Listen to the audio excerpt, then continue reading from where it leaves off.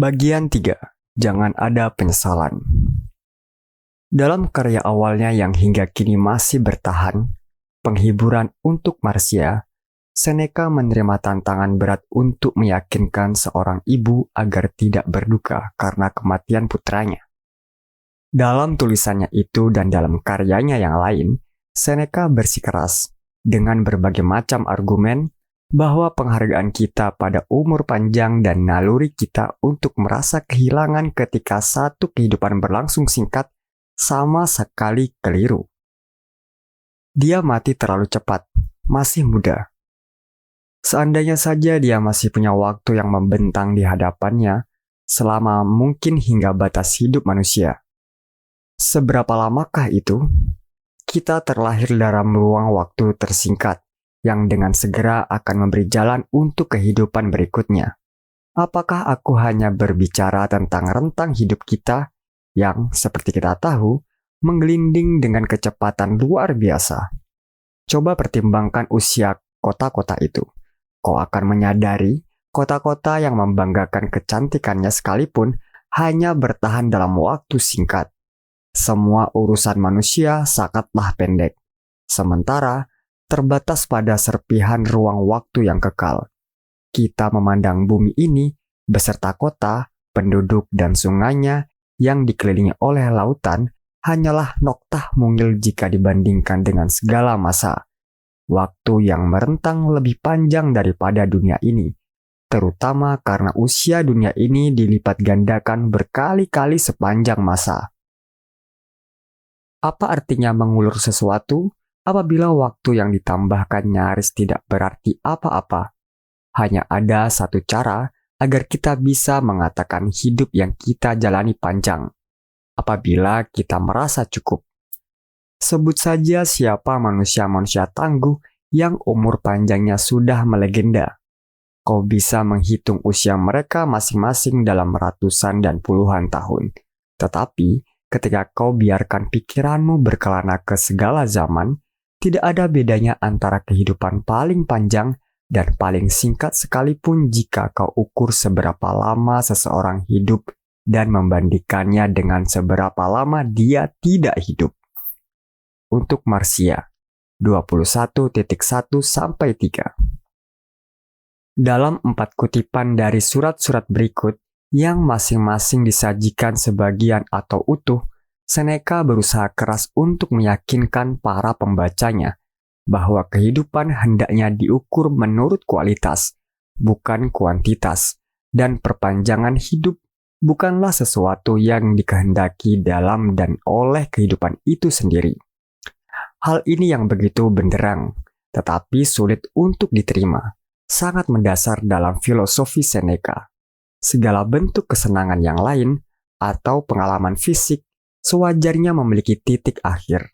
Satu titik saat kita merasa puas ketika hal-hal itu berakhir.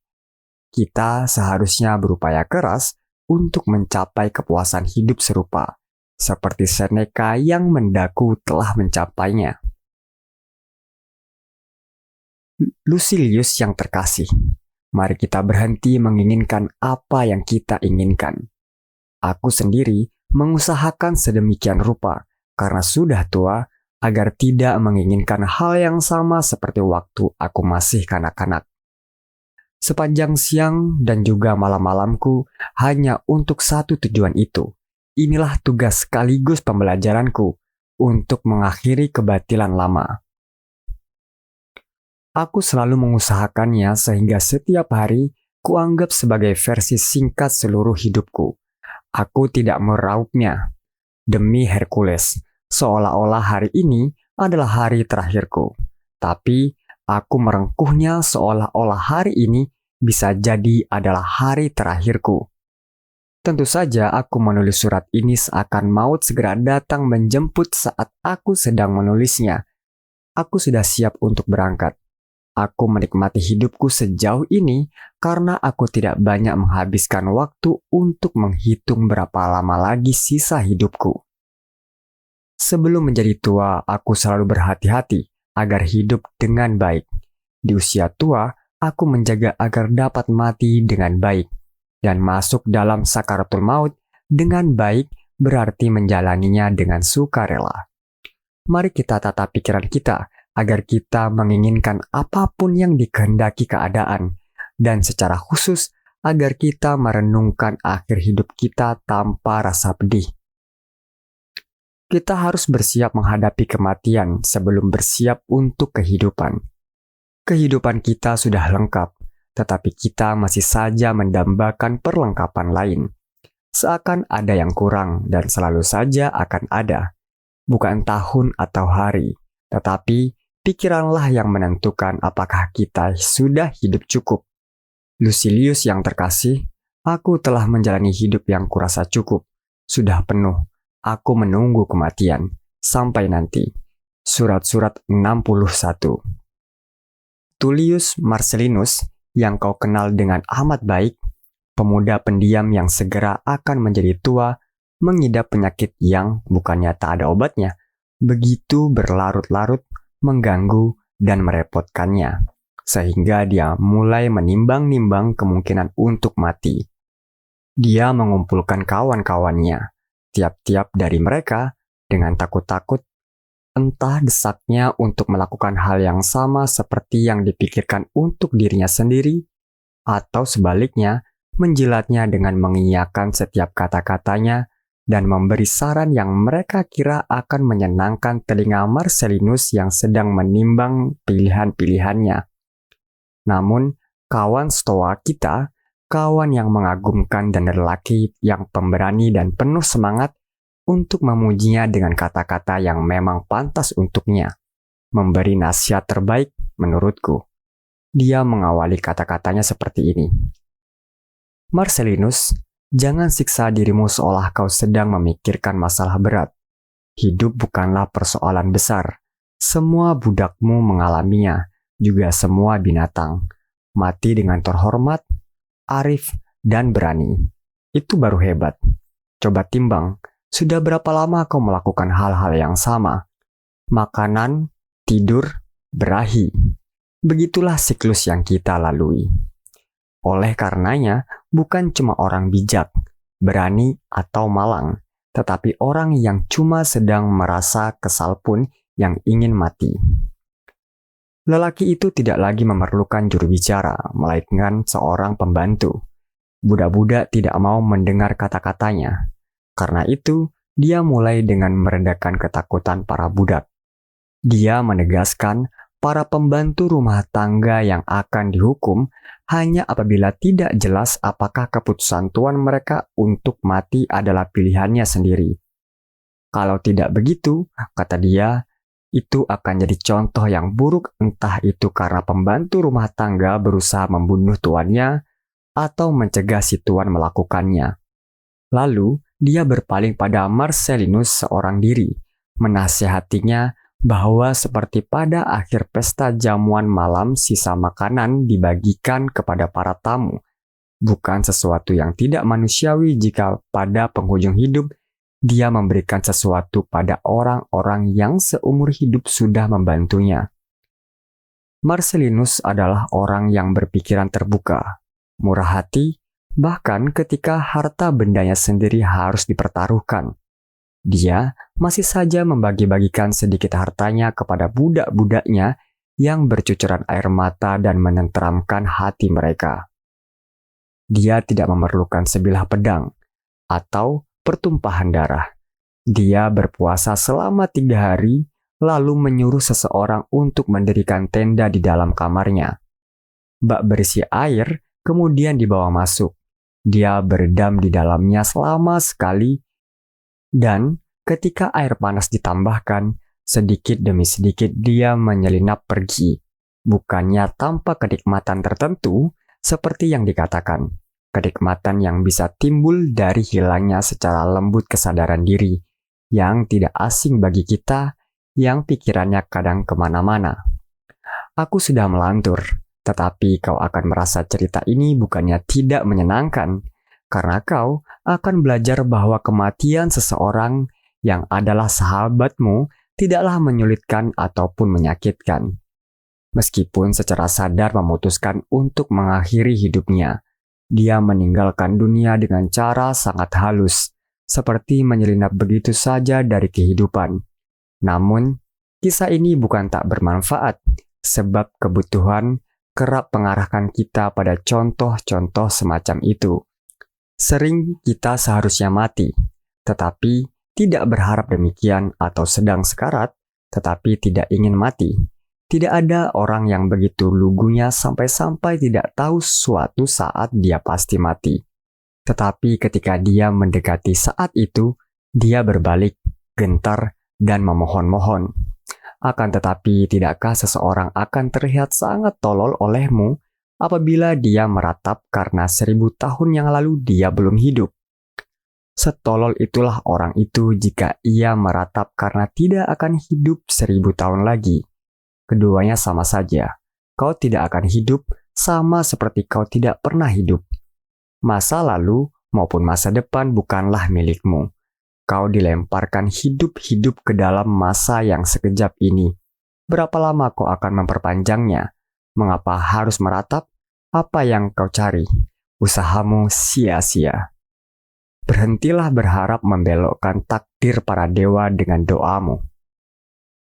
Takdir sudah tersurat dan tetap, diatur oleh suatu kuasa agung dan kekal. Kau akan pergi ke tempat yang sama dengan semua orang. Apa yang aneh dengan hal itu? Kau lahir di bawah hukum ini yang juga berlaku untuk ayahmu, ibumu, leluhurmu, semua yang lahir sebelum dirimu, semua yang lahir setelah dirimu. Sebuah rangkaian yang tak terputus, yang tidak dapat diubah oleh upaya apapun, mengikat dan menyeret segala hal. Betapa banyak orang-orang yang belum mati akan mengikuti jejakmu. Betapa besar kerumunan yang akan menemanimu. Kau akan menghadapinya dengan lebih berani. Aku bayangkan jika ada ribuan makhluk sedang menghadapi sakaratul maut bersamamu. Sesungguhnya ada ribuan, baik manusia maupun binatang, yang mengembuskan nafas terakhir dengan berbagai cara saat ini ketika kau ragu untuk mati. Apakah kau tidak pernah berpikir suatu saat kau akan tiba ke tempat yang selalu kau tuju?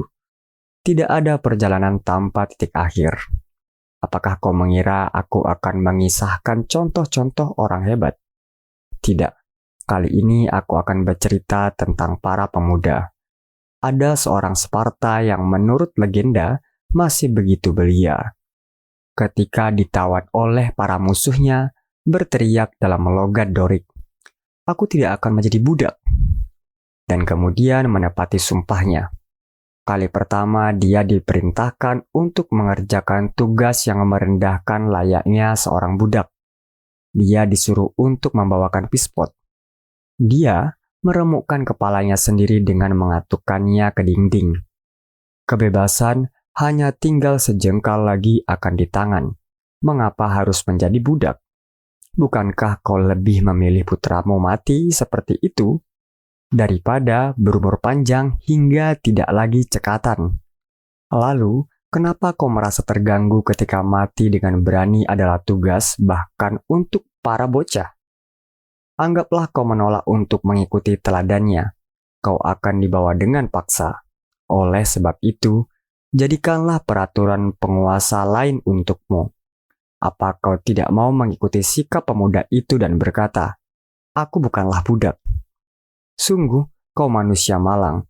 Kau adalah budak bagi orang, bagi harta benda, bagi kehidupan. Sebab hidup yang dijalani tanpa keberanian untuk mati merupakan wujud perbudakan. Apa yang harus kau tunggu? Kau sudah melahap segala kenikmatan yang menunda dan menahanmu dalam kehidupan. Tidak ada lagi yang kau anggap baru. Tidak ada lagi yang sanggup memuaskanmu karena semua itu membuatmu muak. Kau tahu seperti apa rasa anggur dan homer. Tidak ada bedanya ratusan jabangan anggur mengalir dari kemihmu ataupun ribuan. Kau hanyalah kantong anggur. Kau tahu dengan baik rasa tiram dan belana. Hasratmu untuk memuaskan diri tidak menyisakan satu hal pun, tanpa pernah dicoba untuk tahun-tahun mendatang. Akan tetapi, hal-hal semacam inilah yang akan direnggut darimu secara paksa. Ada lagi yang membuatmu sedih karena direnggut dirimu, sahabat-sahabatmu. Tetapi, tahukah kau bagaimana caranya menjadi seorang teman? Negaramu? Apa kau sebegitu tingginya menjunjung negaramu sampai-sampai menunda makan malam? Cahaya matahari, kau mungkin akan memadamkannya kalau bisa, karena adakah yang sudah kau lakukan yang layak mendapat terang? Akui saja, bukan mendambakan kedudukan di senat, atau forum, atau bahkan dunia ini yang membuatmu enggan untuk mati. Kau terpaksa meninggalkan pasar-pasar kelontong yang sudah tidak kau sisakan sedikit pun isinya. Kau takut akan kematian, tapi lihatlah bagaimana kau mencemoohnya di antara jamuan-jamuanmu. Kau ingin tetap hidup, tapi apa kau tahu caranya? Kau takut mati? Kenapa? Bukankah hidupmu sudah mati? Julius Caesar, saat sedang melintasi Via Latina, dicegat seorang tahanan yang keluar dari kawalan penjaga. Seorang lelaki yang janggutnya menjuntai hingga ke dada, yang meminta untuk dihukum mati. Jadi, kau sekarang hidup, kata Kaisar. Itulah jawaban tepat yang harus kita berikan pada orang-orang yang menganggap kematian memberikan kelegaan. Kau takut mati, tapi apa sekarang kau hidup? Tapi aku berharap tetap hidup. Seseorang berkata, aku sedang mengerjakan banyak hal-hal mulia. Aku tidak ingin meninggalkan kewajiban kehidupanku yang selalu kutunaikan dengan cermat dan semangat. Apa? Tidakkah kau sadar bahwa mati juga merupakan salah satu kewajiban kehidupan? Kau tidak mengabaikan kewajiban apapun. Kewajiban hidup tidak tertentu jumlahnya. Tidak ada batasan seberapa yang harus kau selesaikan. Tidak ada hidup yang tidak singkat jika kau memperhatikan sifat segala hal. Bahkan, hidup Nestor sangatlah singkat. Atau Satya sekalipun yang meminta di batu nisannya ditulis keterangan bahwa dia telah hidup selama 99 tahun. Kau lihat dalam dirimu sosok yang memuliakan umur panjang. Namun, siapa yang bisa tahan terhadap perempuan itu seandainya dia cukup beruntung bisa hidup hingga seabad penuh? Sama seperti menceritakan suatu kisah, begitu juga kehidupan. Yang penting adalah seberapa baik hal itu dilakukan, bukan seberapa lama. Tidak penting di mana kau menghentikannya. Berhentilah sesukamu. Hanya saja, berikanlah penutup yang indah. Sampai jumpa. Surat-surat 77.5-20. Lucilius yang terkasih, dalam suratmu yang meratapi kematian filsuf Metronak, yang kau katakan dia bisa dan seharusnya hidup lebih lama, aku tidak mendapati sikap adil yang tak kurang-kurang kau perlihatkan dalam segala perkara dan terhadap setiap orang. Tetapi kurang terlihat dalam perkara satu ini seperti layaknya orang lain.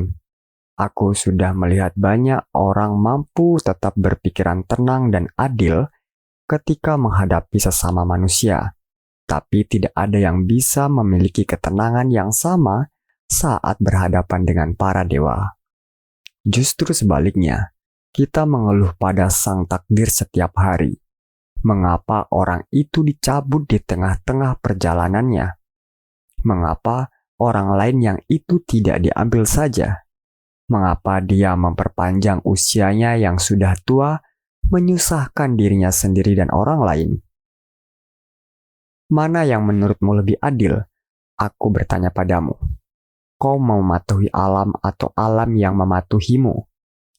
Dan apakah ada bedanya seberapa cepat kau harus meninggalkan satu tempat yang sudah pasti, cepat atau lambat, kau harus tinggalkan? Kita sepatutnya berusaha untuk tidak hidup lama, tetapi cukup. Karena kita perlu sang takdir untuk bisa hidup lama, tetapi kita perlu pikiran kita untuk bisa hidup cukup.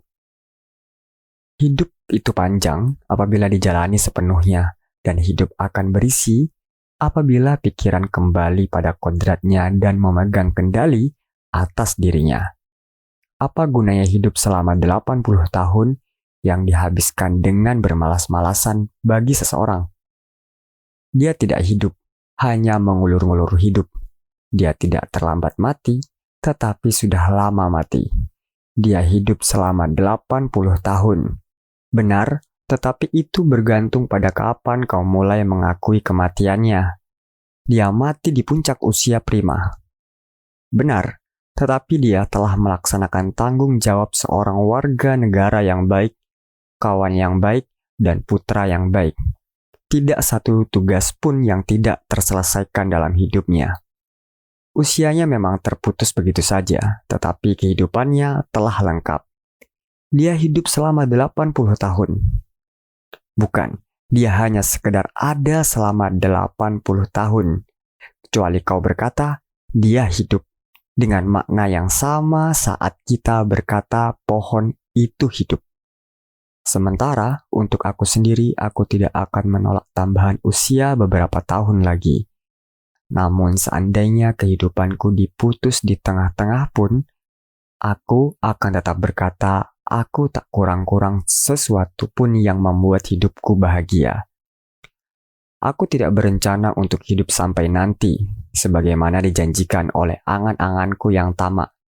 Tetapi aku menjalani setiap hariku bagaikan itu hari terakhirku. Sama seperti manusia berperawakan pendek, tetap bisa menjadi manusia yang utuh. Sedemikian pula kehidupan bisa tetap utuh dalam waktu singkat. Panjang usia berada di luar kendali kita. Bukan kuasaku untuk mengatur berapa lama aku akan ada, tetapi berapa lama aku sungguh-sungguh ada, itulah kuasaku. Periksalah ini padaku. Aku tidak akan mengurangi rentang hidupku seperti melalui bayang-bayang gelap, tetapi aku akan menghidupi hidupku, tidak melewatkannya. Seperti apa rentang kehidupan yang paling utuh? Kau mungkin bertanya. Hidup hingga mencapai kearifan. Barang siapa berhasil mencapai tujuan tersebut, ia tidak mengakhiri hidupnya pada titik terjauh, tetapi pada titik tertinggi. Biarkan ia benar-benar bersuka cita dan mengucap syukur pada para dewa, serta pada dirinya sendiri. Biarkan dia menghargai semesta karena ciptaan dirinya, dan pantaslah itu karena dia mengembalikan kepada semesta kehidupan yang lebih baik daripada yang dia peroleh. Dia telah menetapkan orang baik itu seperti apa, serta memperlihatkan ukuran-ukuran dan kualitasnya. Kalaupun dia menambahkan sesuatu, tambahan itu akan sama seperti yang ada sebelumnya. Berapa lama hidup kita? Kita telah menikmati pemahaman atas segala hal. Kita tahu dari apa Allah membentuk dirinya, bagaimana Allah menata dunia, dengan apa dia menggulirkan musim demi musim, bagaimana dia mengakhiri semua yang pernah ada dan menjadikan dirinya sendiri akhir dari semua itu. Kita tahu bintang-bintang bergerak karena daya mereka sendiri. Kita tahu tidak ada yang bergeming selain bumi. Dan kita tahu semua benda langit bergerak dalam kecepatan yang tetap. Kita mengerti bagaimana bulan melaju lebih cepat daripada matahari dan mengapa, walaupun lebih lambat, dia mampu meninggalkan benda yang lebih cepat. Kita paham bagaimana bulan memancarkan dan kehilangan cahaya, apa yang membangunkan malam dan mengembalikan siang. Perjalanan telah menanti, ke tempat kau bisa mengamati semua ini lebih dekat. Orang bijak berkata, bukan karena ini aku lebih berani untuk mati, bukan karena aku mengira jalanku menuju para dewa terbentang jelas di hadapanku. Aku memang layak diterima di hadirat mereka, dan aku telah berada di antara mereka. Aku telah mengirim pikiranku ke sana, dan mereka mengirimkan miliknya padaku. Namun, andaikan ragaku musnah dan tidak ada lagi ciri manusiawiku yang tersisa setelah kematian, aku tetap memiliki pikiran. Sekalipun itu tak akan kemana-mana ketika aku sudah tiada. Apakah kau yakin tidak menganggap mereka yang mati pada akhir pertandingan lebih bahagia daripada mereka yang mangkat di tengah pesta pertandingan itu? Dalam waktu yang tidak kurang daripada itu, kita akan saling mendahului untuk mati. Kematian menghampiri kita semua. Pembunuh mengikuti jejak korbannya. Kita mencemaskan sesuatu yang sesungguhnya sangat tidak penting. Apa pentingnya berapa lama kau mengelak dari sesuatu yang tidak bisa kau hindari? Sampai jumpa. Surat-surat 93. Lucilius yang terkasih, setiap hari, setiap jam memperlihatkan betapa kita bukan apa-apa dan senantiasa menyodorkan argumen-argumen baru untuk meyakinkan siapapun yang lupa akan kerapuhannya. Semua itu memaksa mereka yang telah sampai pada perenungan tentang yang abadi untuk memandang pada kematian. Apa maksud dari pembuka ini? Kau barangkali bertanya-tanya. Kau sudah mengenal Cornelius Senecio, seorang prajurit Romawi yang ternama dan berdedikasi. Dia berhasil mengangkat martabatnya dari keluarga yang sederhana dan meluncur tanpa hambatan menuju keadaan yang lebih baik. Sebab meningkatkan status lebih mudah daripada membangunnya dari nol. Kekayaan juga cenderung bergerak lamban dalam lingkungan yang miskin dan bertahan seperti itu sampai bisa keluar dari situasi itu. Tetapi Senecio hanya tinggal sejengkal lagi mencapai kekayaan. Berkat dua hal yang berhasil guna, yaitu kepiawaian mengumpulkan harta benda dan mengelolanya. Salah satunya mungkin membuatnya kaya. Lelaki yang sangat pintar berhemat ini yang memperlihatkan kesehatan tubuhnya sama seperti ia merawat harta bendanya setelah mengunjungiku pagi ini sebagaimana sudah menjadi kebiasaannya, dan kemudian duduk di samping sahabatnya yang sakit keras sepanjang siang dan malam dengan duka yang semakin berat, lalu menyantap makan malam yang menyenangkan, tiba-tiba saja mengalami serangan, angina dan nyaris tidak bisa bernafas melalui tenggorokannya yang tersumbat sampai fajar menjelang. Maka hanya beberapa jam setelah menjalankan tugas-tugasnya sebagai lelaki yang sehat walafiat, dia mati. Dia mangkat, lelaki yang memiliki bisnis baik di darat maupun di laut, yang mulai terlibat dalam urusan orang banyak dan tidak membiarkan satu sumber keuntungan pun terbengkalai pada puncak keberuntungannya saat gelombang kekayaan membanjirinya. Taburlah benih pirmu, melibos, dan tata pohon anggurmu berjajar selari. Betapa bodoh merancang sesuatu di saat kita bukan penguasa masa depan. Betapa gilanya harapan nun jauh di masa depan yang diangankan para pemerakarsa. Aku ingin membeli sesuatu, membangun sesuatu, meminjamkan dan mengumpulkan, menumpuk kehormatan, dan akhirnya aku akan menghabiskan masa tuaku yang kepayahan dan menjenuhkan itu untuk bersantai. Dengarkanlah aku. Segala sesuatu tidak ada yang pasti, bahkan bagi orang-orang berkecukupan sekalipun. Tak seorang pun bisa menjanjikan masa depan apapun untuk dirinya sendiri, yang ada di tangan terlepas, dan kesempatan pun memangkas waktu yang terbentang di depan kita. Waktu bergulir menurut hukum tertentu, tetapi bergerak dalam satu kegelapan. Apa pentingnya buatku sesuatu yang jelas di hadapan alam tetapi tampak buram di hadapanku? Kita merencanakan untuk berlayar jauh dan menunda-nunda kepulangan ke tanah kelahiran, serta melintasi pantai-pantai asing, mengalami kampanye militer dan ganjaran lamban membangun benteng perlindungan, mengumpulkan suara untuk pemilihan gubernur, dan mendapat kenaikan jabatan dari satu instansi ke instansi lainnya, sementara kematian berdiri di sisi kita. Dan karena kematian tidak pernah direnungkan kecuali saat menimpa orang lain, berbagai contoh kematian menumpuk di depan mata kita. Tapi sekedar menimbulkan keheranan sesaat tak menjadi pemikiran kita. Namun, apa yang lebih bodoh daripada keheran-heran bahwa sesuatu akan terjadi pada hari tertentu, sementara hal itu bisa datang kapanpun. Titik akhir kita sudah ditentukan sesuai dengan suratan takdir yang niscaya.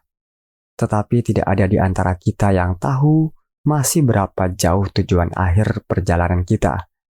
Oleh karenanya, mari tetapkan pikiran seolah kita telah memasuki putaran akhir. Bergegaslah untuk hidup Lucilius, dan anggap setiap harimu adalah unik. Manusia yang sudah membiasakan diri dengan cara berpikir semacam ini, yang hidupnya telah utuh setiap harinya, akan terbebas dari rasa khawatir.